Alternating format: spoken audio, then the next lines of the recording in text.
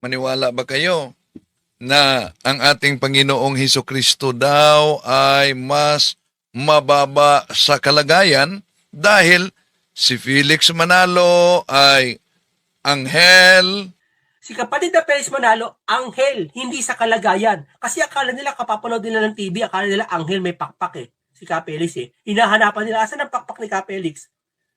Hindi po anghel si Kapelis sa kalagayan, kundi sa gampanin. Ang ating Panginoong Hesukristo, tao. Ay tao. Diba?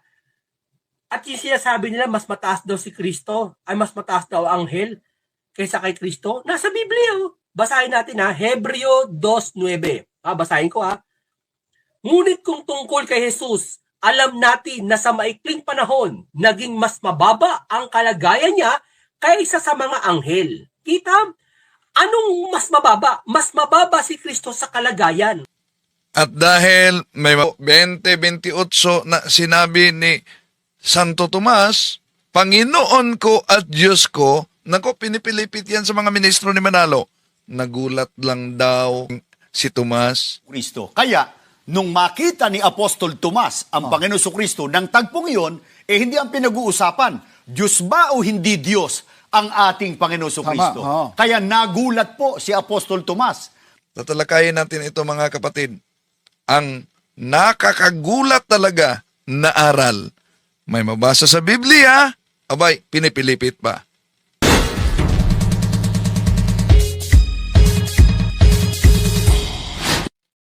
Kumusta sa lahat ating mga suking taga-subaybay? Welcome po.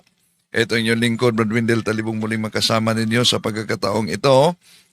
At inanyaya natin mga suking taga-subaybay, huwag kalimutan na pindutin ang like sa ating live at huwag din kalimutang mag-subscribe sa mga bago pa lang at pindutin ang bell button para updated kayo, mag-comment at i-share ninyo. Kumusta sa lahat? Welcome po sa pananampalataya at katwiran. At di na natin pa tatagalin pa mga kapatid. Imagine, ito ang nakakagulat talaga. Si Felix Manalo, anghel. Oh. Si kapatid na Perez Manalo, anghel, hindi sa kalagayan. Kasi Pagkatapos, ang ating Panginoon Kristo, tao. po na mga kaanib sa Iglesia ni Cristo, sumasamba sa Panginoong Kristo, hindi dahil sa siya Diyos. Oh. So, yun ang kanilang aral. Balikan natin ha. si Kristo ay tao. Si kapatid na Perez Manalo, anghel, hindi sa kalagayan. Kasi akala nila kapapanood nila ng TV, akala nila anghel may pakpak eh. Si Kapelis eh. Hinahanapan nila, asan ang pakpak ni Kapelis? Hindi po anghel si Kapelis sa kalagayan, kundi So, hindi siya anghel sa kalagayan, kaya walang pakpak. Ha? Kundi anghel siya sa gampanin. sa gampanin. Ang tanong, ito po ba ang pagka-anghel ni Felix Manalo sa gampanin? Ito po ba hereditary? Ibig sabihin, ang kanyang mga anak ba, anghel ba rin sa gampanin? Anghel sa gampanin. Ito talaga ang turo nila sa kanilang pasugo magazine mga kapatid. Pero, ang tanong, wala bang pagsusuwagan? Nauna nating tinatalakay ito. Ito, pasugo magazine, Marso taong 22, pahina 23 ni Emiliano Magtuto. Ang Iglesia ni Cristo ay sumasampalataya na ang katuparan ng hinuhulaang ibang anghel sa Apokalipsis Kapitulo 7, versikulo 2 hanggang 3 ay si kapatid na Felix Manalo.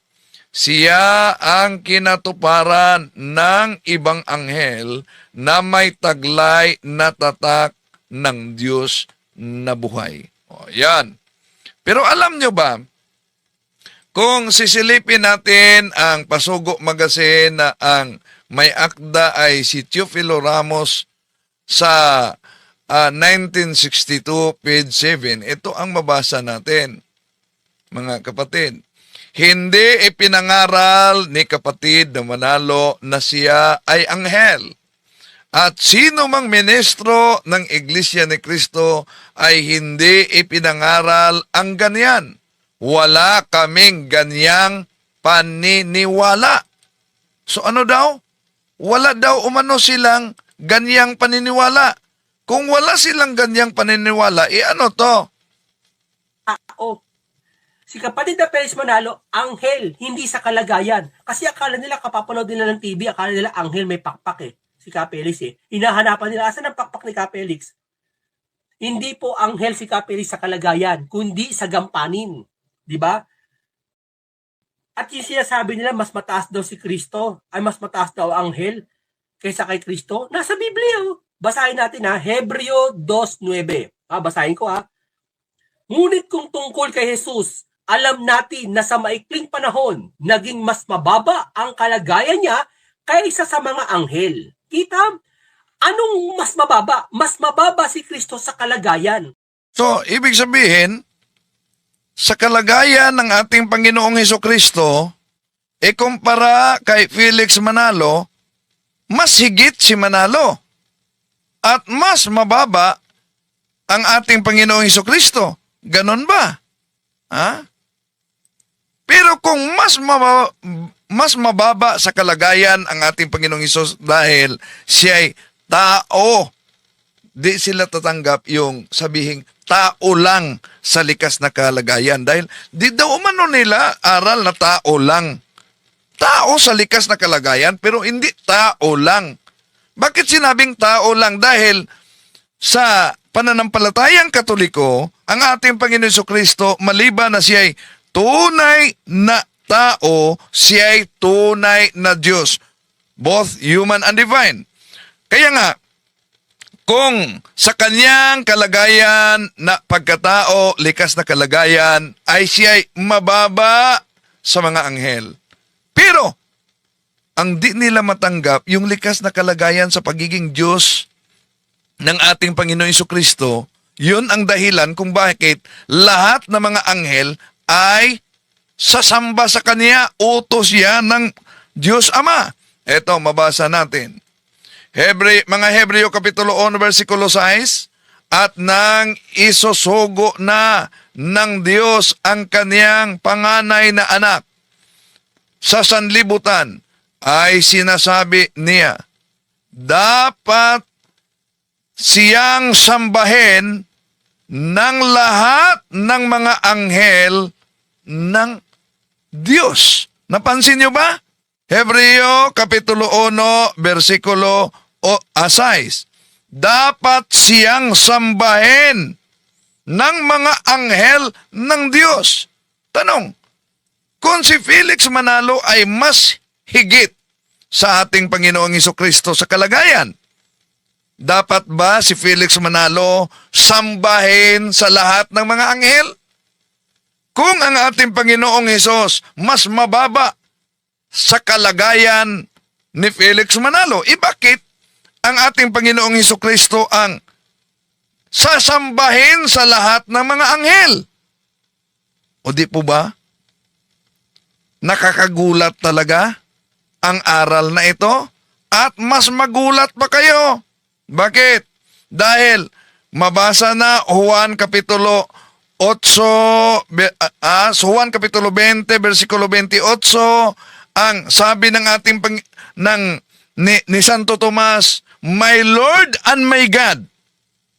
Oh, yun ang napakalinaw na mabasa, my Lord and my God. Pero ano po ba ang sinabi nila? Abay, nagugulat si Tomas. Pero may karugtong yan.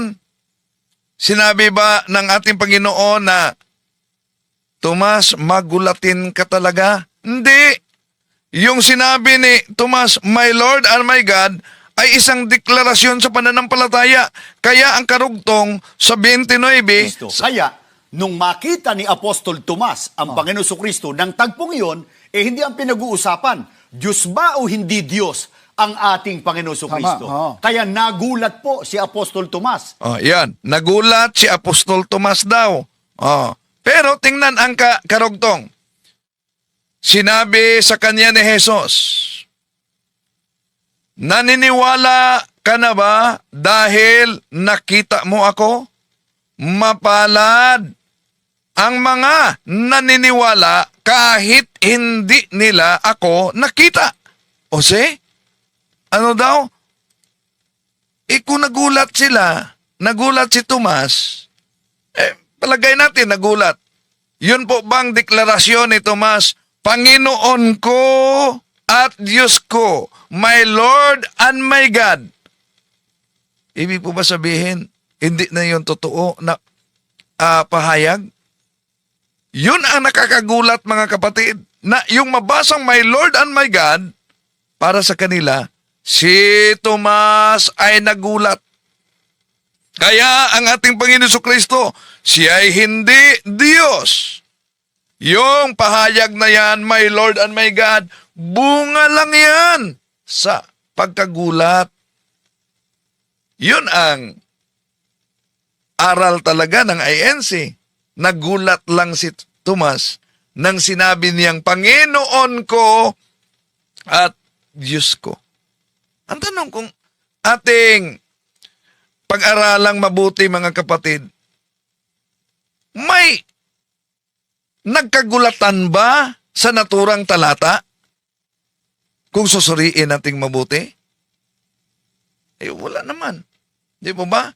Pero pag ang ministro ni Felix Manalo, ano daw ang kanilang paniwala dyan? Kristo. Kaya, nung makita ni Apostol Tomas ang Panginoon Kristo ng tagpong iyon, hindi ang pinag-uusapan, Diyos ba o hindi Diyos ang ating Panginoon Kristo? Kaya nagulat po si Apostol Tomas nang makita niya ang ating Panginoon Kristo. Kaya nasabi niya yung Panginoon ko at Diyos ko. Kaya may nagsasabi naman po na ganito na, hindi raw po totoo, kapatid na John, na nagulat si Apostol Tomas nung sabihin niya yung mga salitang Panginoon ko at Diyos ko. Anong reaction po natin doon? Alam mo kapatid na Michael, sa ibang aklat ng New Testament, Opo. na ang tinatalakay, yun ding tagpong yun, hindi lang si Tomas ang nagulat. Basahin natin. Hindi lang si Tomas ang nagulat. May ibang talata siya. Palagay natin na nagulat. Palagay natin na nagulat. Yun ba nakasulat, my Lord and my God? Ay, mali na? Kung nagulat man si Tomas, kung may pagkagulat man sa naturang talata, yung pahayag niya, my Lord and my God, Panginoon ko at Diyos ko, mali na ba yun? Dahil nagulat siya. How about yung ibang mga talata na gusto nila letra por letra talaga mabasa, talagang gusto nila yung mabasa letra por letra? No. Meron bang mabasa ng ating Panginoong Hesukristo dahil ayon sa kanilang programa sa TV, sa Biblia may mabasa tayong si Kristo ay Diyos anak. Pero wala tayong mabasa na si Kristo ay may mabasa umano sa Biblia na anak ng Diyos, pero walang mabasa na Diyos anak. Nasa Pasugo Magazine din nila yan. Wala daw mabasa. Pero alam nyo, ang mga ministro ni Felix Manalo, palagi na silang gumagamit sa talata, mga sasali na ito, ang salita ng buhay. Ginagamit nila ito. Imposible naman kundi nila alam ang nakasulat sa Juan Kapitulo 1:18. Ito ang mabasa natin. Wala pang nakakita sa Diyos Ama kahit kailan. Subalit, ipinakilala sa atin ng Diyos Anak. Di po ba kahit sa ginagamit nila na sali na Biblia, di pala totoo yung sinabi na walang mabasa sa Biblia na Diyos Anak. Nasa salin na palagi nilang ginagamit. At di lang yan mga kapatid. Di lang yan. Isa sa mga ginagamit din nilang salin dahil alam nyo naman bawat aral nila ay may katumbas na salin ng Biblia. Ginagamit nila para pabulaanan ang pagka-Diyos ng ating Panginoong Hesukristo. Itong unang Timoteo Kapitulo 2 sa Contemporary English Version. Ito kasi ang mabasa. There is only one God, and Christ Jesus is the only one who can bring us to God. Jesus was truly human, and He gave Himself to rescue all of us. So, conclusion nila, edi po ba mabasa sa naturang salin, Jesus was truly human. Kaya ang Panginoon Jesucristo ay tunay na tao. Therefore, hindi siya Diyos. Wala naman tayong tutol ng ating Panginoon Jesucristo tunay na tao. Dahil ang ating doktrina, siya ay tunay na tao at tunay na Diyos. Kaya nga, kung tingnan natin at iwan ko kung di ba nila alam dahil ginagamit nila ang naturang version. Etong Philippians chapter 2 verse 6. Christ was truly God, but He did not remain equal with God. O malinaw. Nasa Biblia yan. Pero alam nyo kung ano ang takbo sa kanilang argumento? Pagbasahin yan, ang kanilang argumento, mga kapatid, ay mali yan, mali na salin yan. Ang tama para sa kanila ay ito. Kristo. Kaya, nung makita ni Apostol Tomas ang Panginoon Kristo ng tagpong iyon, hindi ang pinag-uusapan, Diyos ba o hindi Diyos ang ating Panginoon Kristo? Kaya nagulat po si Apostol Tomas nang makita niya ang ating Panginoon Kristo. So, di daw ang pinag-usapan kung Diyos ba ang ating Panginoon Kristo. Ang pinag-usapan diyan ay ang ating Panginoon, si Tomas ay nagulat. Kaya ang resulta sa kanilang pananampalataya, si Manalo Anghel, ang ating Panginoon Jesucristo ay tao, mas higit si Manalo kaysa ating Panginoong Jesucristo.